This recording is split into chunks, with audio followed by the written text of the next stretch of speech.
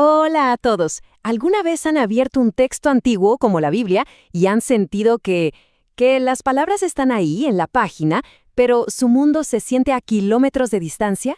Bueno, hoy vamos a descubrir que existe una especie de mapa para hacer ese viaje a través del tiempo. Y esa, claro, es la gran pregunta. ¿Cómo podemos leer estos textos con seguridad, entendiendo qué significaron para su gente en ese momento y qué podrían significar hoy sin perdernos en el camino, ya sea por la traducción o por la historia? La respuesta está en una palabra que suena un poco intimidante, pero que en realidad es bastante sencilla: hermenéutica. No es más que el arte y la ciencia de interpretar. Pensemos que es como nuestro GPS para navegar estos textos antiguos de forma correcta. A ver, imaginemos esto. Nosotros, los lectores de hoy, estamos en una orilla de un río y el texto bíblico está en la otra.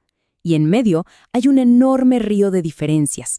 Estamos hablando de miles de años, de barreras culturales, de idiomas que ya nadie habla y de contextos sociales que nos son totalmente ajenos. Pero ojo, no se trata de saltar a ciegas a través de ese río y cruzar los dedos para caer en el significado correcto.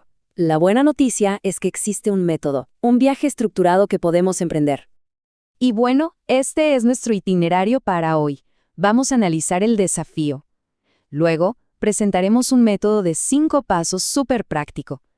Y lo veremos en acción con ejemplos para entender su mundo, encontrar la verdad universal y, finalmente, aplicarla a nuestra vida. Muy bien, empecemos. Primero, es fundamental que entendamos bien la magnitud del desafío al que nos enfrentamos.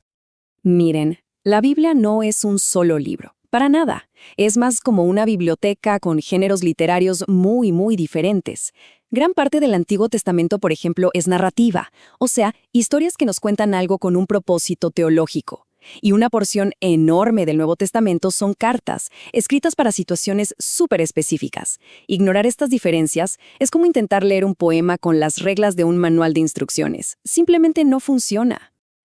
Entonces, ¿cómo navegamos por esta biblioteca tan diversa? Bueno, aquí es donde entra nuestro mapa, este marco de 5 pasos que nos va a guiar de forma segura. Ok, aquí está el corazón de todo nuestro análisis. Este es el viaje de 5 pasos. Nos lleva desde el contexto original del texto hasta su aplicación en nuestro mundo. Empezamos en su pueblo, entendiendo el significado original para ellos. Cruzamos el río de las diferencias. Construimos el puente con principios que valen para siempre. Consultamos el mapa bíblico completo y finalmente llegamos a nuestro pueblo, o sea, a la aplicación para hoy. Y esto es clave. El viaje siempre debe comenzar en su punto de origen. Antes de preguntarnos qué significa para nosotros, la pregunta fundamental es: ¿qué significó para ellos? Tomemos, por ejemplo, esta petición de la parábola del hijo pródigo. En nuestra cultura, bueno, quizás suena como un joven un poco impaciente que quiere su independencia, ¿no? Pero en el contexto del primer siglo, esto era algo muchísimo más devastador. Y aquí es donde el contexto cultural lo cambia absolutamente todo. En el Medio Oriente de esa época, pedir la herencia mientras tu padre aún vive era literalmente el equivalente a decirle: «Padre, desearía que estuvieras muerto». Era un acto de deshonra y una ruptura familiar de la peor clase. Con esa información, la historia se transforma por completo.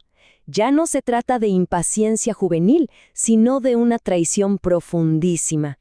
Y esto hace que el perdón y la fiesta que el padre organiza al final sean todavía más impactantes, más escandalosos. El contexto, de verdad, es la clave. Bien, una vez que entendemos su mundo, el siguiente paso en nuestro viaje es construir ese puente hacia el nuestro. Y esto lo hacemos buscando la verdad atemporal, la idea central que sigue vigente hoy. Muchísima gente lee la historia de Gedeón y su vellón de lana y piensa: claro, este es el modelo a seguir para saber qué quiere Dios. Y empiezan a pedir sus propias señales para tomar decisiones. Pero, ¿es eso realmente lo que el texto está enseñando?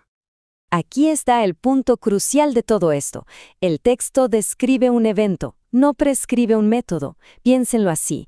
Es como leer el reporte de un accidente. Te describe lo que pasó, pero no es un manual sobre cómo manejar. La narrativa nos muestra la fe débil de Gedeón, no nos da una fórmula mágica para encontrar la voluntad de Dios. Entonces, el principio atemporal aquí no es sobre buscar señales, es sobre la asombrosa gracia y la paciencia de Dios con su gente, incluso en medio de nuestra debilidad y nuestras dudas. Esa es la verdad que cruza el río desde el mundo de Gedeón hasta el nuestro. Y esto ilustra de maravilla el paso 4, consultar todo el mapa bíblico. La Biblia a menudo dialoga consigo misma. Por ejemplo, el libro de Proverbios nos da la regla general. La sabiduría y la justicia llevan a la bendición. Pero luego vienen Job y Eclesiastés y exploran las profundas y dolorosas excepciones a esa regla, lidiando con el sufrimiento del justo y el misterio de la vida. Juntos nos dan una visión mucho más completa y honesta de la realidad. Y así, con todo esto, llegamos a nuestro destino final. ¿Cómo se viven estos principios tan antiguos en nuestro mundo de hoy? Para ver todo el viaje en acción, veamos la carta a Filemón. Es cortita, pero muy potente. El escenario es tenso. Onésimo, un esclavo, se escapó de su amo, Filemón. Bajo la ley romana, el castigo podía ser terrible. Pero algo ha cambiado. Ahora, tanto el amo como el esclavo son cristianos. Y el principio temporal que Pablo establece aquí es radical. En Cristo las identidades de amo y esclavo ya no son lo más importante. Son reemplazadas por una nueva identidad, una mucho más fundamental, hermano amado. La reconciliación con Dios exige sí o sí la reconciliación entre las personas. ¿Y cómo se aplica esto hoy? Bueno, esta carta tan antigua nos desafía a examinar todas nuestras relaciones de poder, ya sea la relación empleador-empleado, líder-seguidor o cualquier otra dinámica. El llamado es a actuar no desde el poder o la explotación, sino desde el amor, la restauración y la dignidad que el Evangelio exige. Al final, el objetivo de todo este viaje interpretativo es ver cómo cada historia, cada poema y cada carta en las Escrituras apunta a una figura central. Como Jesús mismo explicó en el camino a Emaús, toda la narrativa bíblica encuentra su sentido y su cumplimiento en él. Así que la próxima vez que se abra un texto antiguo, no hay que ver un obstáculo, sino una invitación a un viaje.